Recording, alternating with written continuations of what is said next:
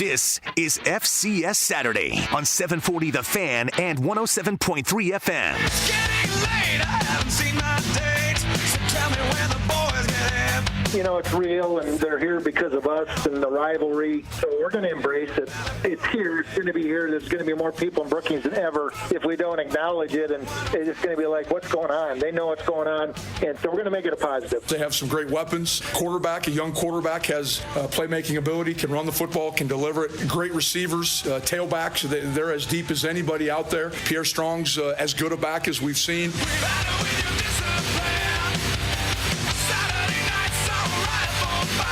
Now, to the host of FCS Saturday, here's Chase Miller. Live in Brookings, South Dakota, as we continue with hour number 3 here for our coverage, as we'll be live until 11 a.m. Stop on by in Brookings in South Dakota at the Buffalo Wild Wings, and not too far of a walk from campus, from the game day site, not too far of a walk from the stadium as well, where later today the Bison and the Jackrabbits will be kicking off at 2 o'clock. Thanks in part to Jiffy Lube of Fargo, Irie Insurance, and Gain City Bank here for bringing this coverage, an extended coverage of FCS Saturday, and heard it here with Swanee. I'm Chase Miller. He's Josh Swanson, and Josh Linus back at our 740 The Fan studios in Fargo. Well, you heard the intro there that Stig said they're going to embrace game day.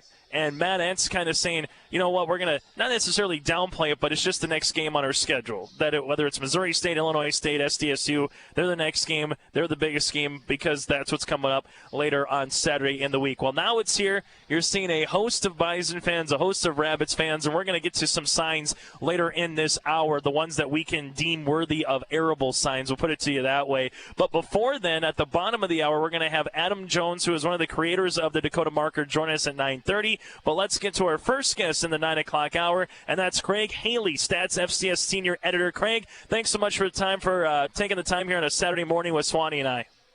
Yeah, Chase, Swanee, I appreciate you having me on, and you just made a great point, Chase. I think Coach Stig has been loose all week. He's been everywhere with the whole game day of being on campus. You know, Coach Entz was a little tight at his Monday news conference. And everything's on the internet, right? Miss an interview on the Jack Michael Show? Leading the way in computer. I think we had a little misfire there. Craig, you still on the line? Yes, I'm here. All right, you were saying, Coach Entz, I agree with you, his Monday press conference, maybe a little more tighter, and Stig has absolutely been. I think that's an excellent point. He's been pretty loose this week. Yeah, and, you know, it's a product of having game day on campus, of course, which is just huge for South Dakota State. But it just has stood out all week, I think, and it's just going to be interesting to see how these two teams are today, you know, loose or tight. It's something we talked about. Craig Haley, Stats FCS Senior Editor. Stats FCS, one of the premier FCS coverage sites, follows it on a national scale. You've seen these Dakota Marker games before. And it seems to me, Craig, South Dakota State has done such a nice job coming out, whether it's scripted plays or getting the jump on the Bison early, if they're just playing more loose. And I think in a game that's going to be this tight, if I'm Coach Stig in South Dakota State, I want to try to get up on the Bison, get that crowd into the game. What are you looking for as far as that heading into things where either team might come out maybe trying for a home run ball type of thing to take advantage of maybe one team playing a little tight? It's true. I mean, I think Coach Stig is always creative against the Bison, and it always seems to work. I mean, which is odd because the Bison really raised their game in big games. So, you know, South Dakota State has done really well to stand up to the Bison over time. You know, it's obviously the dynasty in the FCS, the Bison, but if there's one team that's not overwhelmed, it is South Dakota State. You know, I think home run ball, you have to worry if you're a Bison, you know, with Pierre Strong and Cade Johnson. Now, I say that at the same time, you know, the Bison have just been ultra impressive all year, blowing people away and just, you know, dominating. So South Dakota State cannot afford the Bison to come out and have them flex their muscle early. Hey, Craig, I'm just curious from a national perspective because Swanee and I live in Fargo, right? And obviously there's a lot of folks in Brookings that live and breathe Jackrabbit football. We live and breathe Bison football. You have UND, USD football, all that stuff up I-29. From a national perspective, does everyone want the Bison to lose this game? I mean, is the Jackrabbits like the overwhelming, favorite because anyone that goes against the Bison is the team that week, the FCS nation, so to speak, of the America that wants NDSU to go down? From a national perspective, is everyone going, this is really cool that game day's in Brookings, but now South Dakota State has to finish it off with a win? Well, it's true. I mean, when you have a dynasty, people do like to see, a heavy favorite get knocked off. So probably more people than not are rooting for the Jackrabbits here. At the same time, having a dynasty in the FCS has brought such attention to the level. So it really has been terrific for the FCS. It'll create some chaos as far as how we perceive the top teams if the Bison lose here because, South Dakota State and JMU, and provided JMU wins today, and they should, they'll be ahead of and the Bison going into the month of November. And the Bison are just so used to playing at home throughout the playoffs. So it'll be chaotic from that sense. I think it's a great game. I think you can make a case for either team winning today in Brookings. So I just think it's a fascinating storyline throughout the week. Here's my question for you, Craig. If the Bison win big or the Jackrabbits win big, are you going to see a lot of ranking? Like, for example, if the Bison win by 20 today, does South Dakota State take a heavy loss, with that being their only FCS loss? We know the loss to Minnesota. On the flip side, let's say the Bison lose by 14, 17 points today. Does North Dakota State go far down maybe from what SDSU is at a 3 line? I know we're kind of talking hypotheticals here, but what happens if one of these two teams routes the other today? Does that take a big drop in terms of seeding? Yes, we're already talking seeding in October, but does it have a big drop for either the Rabbits or the Bison? The Bison, when they have lost throughout the decade as a number 1 or at times number 2, they've been dropped too far in the polls. And to me, I don't think that should happen.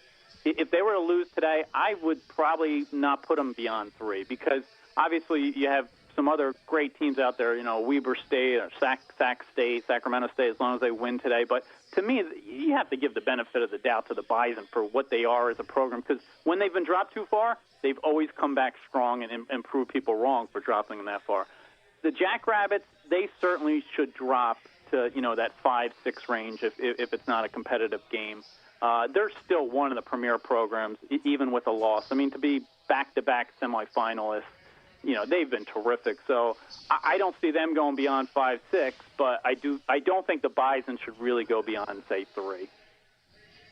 I have Craig Haley from Stats, FCS, and Athlon Sports joining us here on FCS Saturday with Chase Miller. I'm Josh Swanson. Craig, as far as the FCS goes this season, there seems to be one of the storylines, whether it's you guys at Stats FCS or the guys at Hero Sports, that there's a separation maybe between North Dakota State, James Madison, and South Dakota State in the field. But I know Sacramento State, they house Montana. They've been playing really well. Weber State's been playing pretty well. Who are some of those teams outside of the big 3 of NDSU, SDSU, and James Madison that fans should be paying attention to as we get closer to the playoffs? Well, you certainly nailed it, Swanee, with the 2 Big Sky teams, Sacramento State and Weber State. I mean, they do play each other next week, so one of them is going to take a substantial loss when it comes to being in the mix for one of the very top seeds, and also, the Big Sky title. So that game's going to decide a lot. Weber also plays UC Davis this week, so that's a really tough game for them. Then teams that it's probably another drop-off from there because Villanova, they've lost their top running back. They've already lost to James Madison, lost him to injury, I should say, Justin Covington. So to me, they're probably not at the same level as these other 5 teams. Kennesaw State has been terrific over the last few years, but they've shown they're not quite at that level, like a top 4, top 5 kind of level when it comes to strength of schedule. From there, I mean, Montana really took a hit. They were looking strong, but they took a hit the way they lost to Sacramento State. Now their quarterback's injured. So I do think it's almost like a top 3, and then the 2 Big Sky teams and they're ready to separate each other next week. So then it's a little bit of another gap.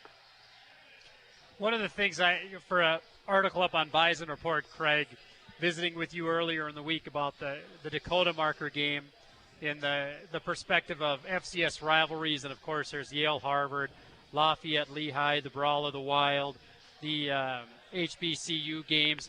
Where does the Dakota Marker now fit into that as far as the FCS landscape for as good as NDSU and SDSU have been playing in the playoffs, playing for Missouri Valley titles? Where does the Dakota Marker fit in the landscape of FCS and college football rivalries? Well, it's growing, that's for sure. And you know, in the last few years, you're not going to look at a rivalry with two better programs. I mean, this is, you know, the elite program in the Bison, and then a South Dakota State team that's taken it to another level and just happens to get knocked out by the eventual national champion several times here. So I think, yes, it's become one of the most prevalent rivalries out there. People are paying attention to it. There are some great ones. I mean, as you mentioned, Harvard, Yale. You know, you got Montana State. You know, Lafayette, Lehigh. You know, Grambling, Southern is another one. Those ones tend to end their regular season. That adds to it a little bit more, I think. But then again, you know, like South Dakota State has South Dakota end their season. So it's certainly the rivalry that features the two best programs, the Dakota Marker. Is this Bison run, Craig? And I'm going to ask it this way because I know I'm going to have a lot of Bison fans, and Swanee might even be rolling his eyes live in Brookings here down at Buffalo Wild Wings. Is the Bison run good or bad for the FCS? And the reason why I bring it up, it's kind of like the Yankee effect in MLB baseball, right? Every year for when I was growing up, it was, the Yankees are going to go buy a team and they're going to go win the World Series, and here we go. It's obviously different in college because you have to recruit, you have to have guys stay healthy, and you have to win 14, 15 games in a year, so it takes a lot to get to that point. But is this good or bad? And the reason why I bring it up, third time that Game Day has featured North Dakota State since 2013, and then James Madison gets featured a couple times there. Now, South Dakota State's getting featured, so it's probably good in terms of the exposure, but is it also bad because of what NDSU is doing, Craig? It's a great question, Chase. I think the dynasty is great for the FCS. After they win a championship, a national championship, yeah, you're going to get people across the FCS say, hey, they need to move up the Bison. This is a tired story. But guess what? They're tuning in because of a great power, one of the greatest powers in college football history. So it's attracting people who wants to see them win, attracting people who doesn't want to see them win. So, yes, it's terrific overall for the FCS to have a dynasty to draw people's interest. I think part of the great thing from my perspective, Craig, even being a Bison fan, I like a good story, and any good story has the anti-hero and kind of the villain. And for the rest of the FCS, North Dakota State is kind of that villain, the anti-hero, the school everyone wants to see get knocked off. And just looking at what James Madison did when they knocked off the Bison at the Fargo Dome, how big of a game that was and how big of a story that was for JMU emerging onto the national scene. So I have no issue with it. I think it's great that it's a great story for the FCS. And talking about this particular game today, Craig, you followed both teams, the Jackrabbits and North Dakota State. You had your game day prediction up at the Stats FCS site. So I'll ask you to share with our listeners, how do you see this game unfolding today? I know there's a lot of talk about the two freshman quarterbacks and Trey Lance and Jabari Gibbs. Both these teams have excellent defenses, especially the front seven, awfully impressive for South Dakota State and NDSU. What's maybe the tipping point this afternoon? Well, you mentioned the quarterbacks, and yes, I mean, two redshirt freshmen, Jabari Gibbs and Trey Lance, have been tremendous.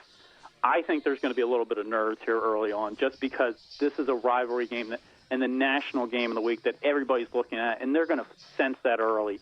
So I think they have to settle in quickly. Trey Lance has obviously had the better season, but, Jabari Gibbs has been terrific as well. I do think, it's going to come down to winning that line of scrimmage, and both teams are capable of doing that. The last 15 times they've played, the team with the higher time of possession has won the game, 11 times for the Bison and 4 for South Dakota State. I think you want to win it there. I think South Dakota State's rush defense is so much better, which factors in greatly here because, the Bison are just so used to relying on that power run game.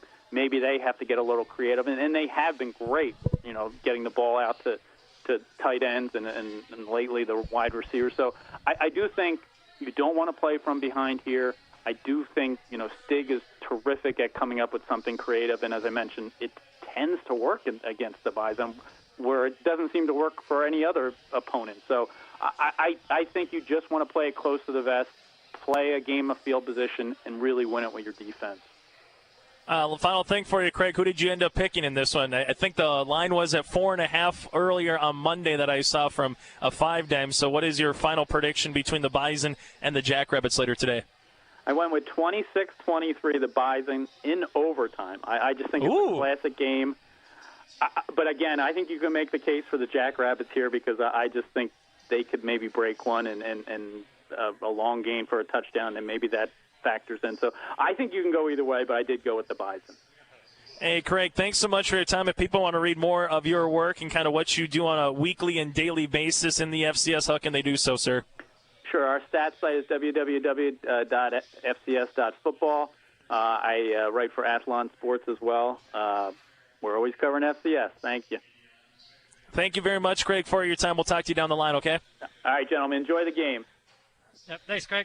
That, again, is Craig Haley, Stats FCS Senior Editor with us here on FCS Saturday. We're going to take a quick time out. Again, if you're driving into Brookings, stop on by 6th Street, right, Swanee? If you're going, Absolutely, right on 6th. The B-Dubs is right there. There you go. If you're coming from Fargo, it's the second exit. If you're coming from the Sioux Falls region, it's going to be the first exit. So we're going to take a quick time out. We're back after this talking more Bison and Jacks. And at the bottom of the hour, one of the guys who came up with the Dakota marker, Adam Jones, at 9:30. It's Chase Miller, Josh Swanson, and Josh Linus with you here on FCS Saturday on The Fan.